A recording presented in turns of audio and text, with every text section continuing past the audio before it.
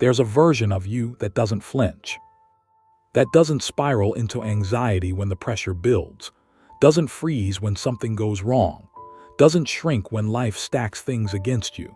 That version of you exists, but right now, something is standing between you and it, and it's not your circumstances. It's not your boss, your background, or your bank account. It's your mind.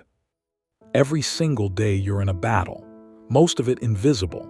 You wake up and immediately the weight of everything you haven't done, everything you're afraid of, everything you haven't figured out yet, it lands on your chest before your feet even hit the floor.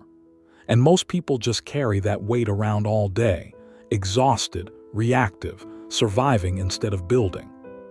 But what if that weight could be turned into fuel? What if every hard thing in your life was actually raw material, not for suffering, but for transformation? That's not a motivational line. That's a proven method. And it was mastered by a man who lived it in the most brutal conditions imaginable, centuries before any of us ever worried about deadlines or social media or what people think of us. His name was Miyamoto Musashi. And if you've never truly studied what he built, not just the sword, but the mind, then what you're about to hear will change the way you operate forever. Musashi was born in feudal Japan, a time when instability and violence were just the texture of daily life. He fought his first real duel at 13 years old. 13. And he won. From that point forward, he walked into over 60 duels across his lifetime and never lost a single one. But here's the thing that separates Musashi from every other warrior of his era. He didn't win because he was the strongest. He didn't win because he had the best technique, the best weapon, or the most training. He won because of something most people never bother to develop: total, absolute, unshakable command of his own mind. While every other samurai of his time was perfecting blade work, Musashi was building something deeper, an inner architecture, a mental fortress that no external force could breach. He forged himself not just as a fighter, but as a philosopher, an artist, a strategist. He was constantly studying, constantly questioning, constantly evolving, not because he was told to, but because he understood something profound. The most dangerous opponent you'll ever face is the one inside your own head. He eventually captured his entire life's philosophy in a text known as the Book of Five Rings, a document not about killing, but about clarity, about precision, about how to live with so much internal order that nothing outside you can shake you. What he described centuries ago, modern neuroscience is now confirming. Mental strength isn't fixed at birth. It's built. It's trained. It responds to repetition and pressure exactly the way a muscle does. And the blueprint Musashi left is still one of the most powerful frameworks for doing exactly that. Let's talk about what this actually means, and why so few people ever truly develop it. Most people spend their lives in reaction. Something happens, they react. Somebody says the wrong thing, they react. The plan falls apart, they react.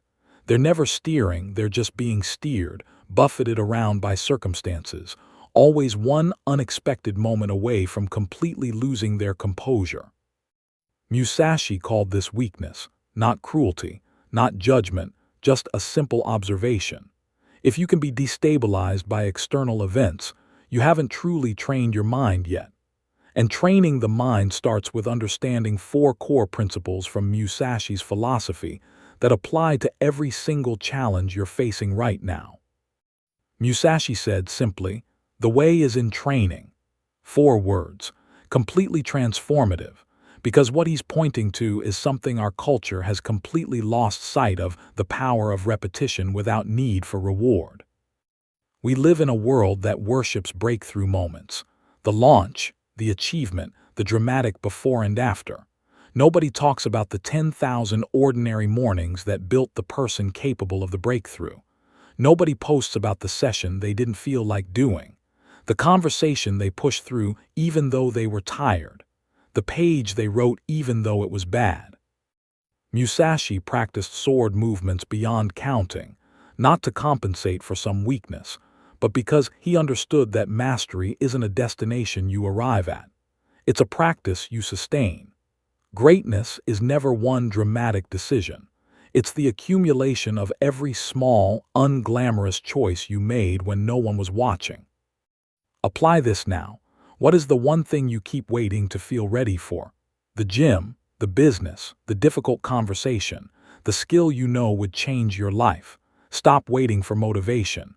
Motivation is a feeling. Feelings are weather, they change constantly. What you need is a system, a commitment to show up regardless of how the weather feels. Every day you sit out, someone else is sharpening. Every day you show up, you separate yourself further from the person you used to be. There's no shortcut to that. But there's also nothing stopping you from starting today. If this is landing for you right now, hit subscribe.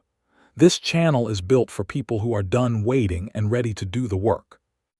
Musashi understood damage and benefit in everything. Every decision had a cost and a consequence. He never struck without purpose. He never moved without calculation. And this is where most people are hemorrhaging their potential without even realizing it. Think about your average day. How many decisions do you make on autopilot? How many habits are you running that are slowly eroding the person you're trying to become? The late-night scroll that steals your morning energy. The relationship that consistently drains more than it gives. The easy option you keep choosing over the right one. Musashi's approach to decisions was simple but ruthless. Before acting, he asked, "Does this move me forward or backward? Does this choice reflect the person I'm becoming or the person I'm trying to leave behind?" That's a question worth carrying with you, not as judgment but as a compass, because every single thing you do today is either an investment in your future self or a withdrawal from them. There's no neutral. There's no action that doesn't accumulate into who you become. In a world designed to distract you, every click, every notification, every shiny thing engineered to pull your attention, knowing what to reject is just as powerful as knowing what to pursue. The people who build extraordinary lives aren't the ones who do more. They're the ones who protect their energy, their time, and their focus with the same intensity Musashi protected his life. One of Musashi's strangest-sounding principles was this: perceive what cannot be seen. Read that again. Perceive what cannot be seen. This wasn't mysticism. This was elite-level observation. Musashi trained himself to read an opponent beyond what was physically visible, the slight shift of weight, the tension in the shoulders, the flicker of hesitation behind the eyes. He wasn't psychic. He was present in a way most people never are. Now transpose this to your world. How many conflicts could you have avoided if you'd picked up on the signals earlier? How many opportunities did you miss because you were too distracted to notice they were there? How many relationships suffered because you weren't truly listening, not to the words, but to what was underneath them? The greatest skill in any human arena, business, relationships, leadership, isn't talking. It's reading the room, the person, the moment, the unspoken tension, the real need beneath the stated one. Developing this level of presence is not natural to most people. It's cultivated through one practice above all others, learning to be fully here. Not half here while your phone has the other half of you. Not physically present while mentally rehearsing your next response. Fully, completely, attentively present. When you develop that, you start operating in a different league. You see what others miss. You anticipate what others react to, and that changes everything. Musashi never used the same strategy twice if a different one would work better. He'd shift his stance mid-fight, change his rhythm, attack from an angle his opponent wasn't expecting. While other samurai were married to their technique, Musashi was loyal only to the outcome, and he'd do whatever was necessary to achieve it. In our lives, we call this adaptability, but most people treat it as giving up. They confuse commitment to a goal with commitment to the specific path they plan to take. When the path doesn't work, they feel like they failed, and they quit, when all they actually needed to do was change the approach. If something isn't working, that's not a verdict on your worth. It's data, information, a signal telling you to recalibrate. The most resilient people in any field treat every setback exactly this way, not as a wall but as a redirect, not as proof they can't but as instruction for how they will. Your plan will fail, not might will. At some point, circumstances will shift and your current approach won't work anymore. The question isn't whether that happens. It's whether you're someone who collapses when it does or someone who adapts and keeps moving. Now let's bring this out of philosophy and into the real world where it actually matters. At work, under pressure, when the deadline is impossible, when the feedback stings, when you're in a meeting and someone challenges you in front of everyone, this is where the mindset either holds or it doesn't. Most people in those moments choose reaction. Ego fires, defense goes up, the lid comes off, and every time they react instead of respond, they confirm a story about themselves, that they can't handle pressure. Musashi didn't react, he responded. There's a difference that's worth carving into your mind. Reaction is automatic, response is chosen, and between stimulus and response there's always a space, and in that space is where your character is actually decided. You can't control whether your boss is unfair. You can't control what the market does. You can't control whether someone misunderstands your intentions, but you can absolutely control how you carry yourself when those things happen. And over time, that control becomes a reputation. People notice. They start to see you differently as someone who doesn't rattle. And that is one of the most powerful assets a person can build. In your relationships, most conflicts aren't about what they appear to be about. The argument isn't really about who left the dishes. The tension isn't really about that one comment. Beneath almost every relationship conflict is a deeper need to feel respected, to feel seen, to feel safe. And if you can learn to perceive that, to read the real signal beneath the surface noise, you can change the whole trajectory of the interaction. The warrior doesn't dominate others. The warrior has mastered themselves enough to bring out something better in others. That's a different kind of strength, a quieter one, but it's far more powerful.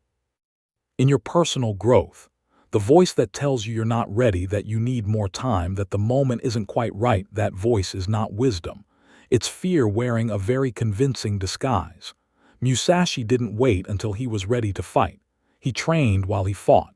He learned inside the experience, not before it. Readiness doesn't create action. Action creates readiness. Whatever you've been putting off, starting, finishing, saying, pursuing, the only version of you that can do it is the one who decides to begin today, imperfectly, without a guarantee. If this is resonating, if you're hearing something in this that feels like it's describing you and what you're capable of, please tap like right now. It takes 2 seconds, and it helps this reach someone else who needs it. So how do you actually build this mindset? Not talk about it, not admire it from a distance, but build it daily in your real life. Musashi sharpened his sword every day. Your equivalent is a daily practice that sharpens the mind. It doesn't need to be complicated. It needs to be consistent. Start every morning with intention. Before the phone, before the noise, before the world starts making demands. 30 seconds. One question: what will I conquer today? Name it specifically, not be productive. Name the specific thing you've been avoiding, the specific habit you're building, the specific quality you're strengthening. Then write it down. Something happens when you write it. It stops being a vague idea and becomes a commitment. Then take one action that confirms it. Not a comfortable action, a stretching one. The workout you'd skip if you could, the conversation you've been postponing, the page you haven't started. Do it with full presence, not going through the motions but being completely there. That act of full presence is itself a training. End every day with honest reflection.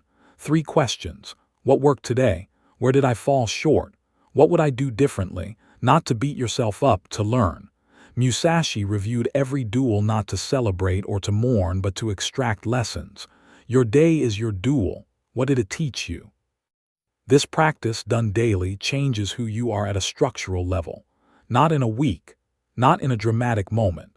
In the accumulation of days, a different person emerges, someone calmer, clearer, more deliberate. Someone who others look at and feel something they can't quite name but instinctively respect. You don't need to live in feudal Japan to be a warrior.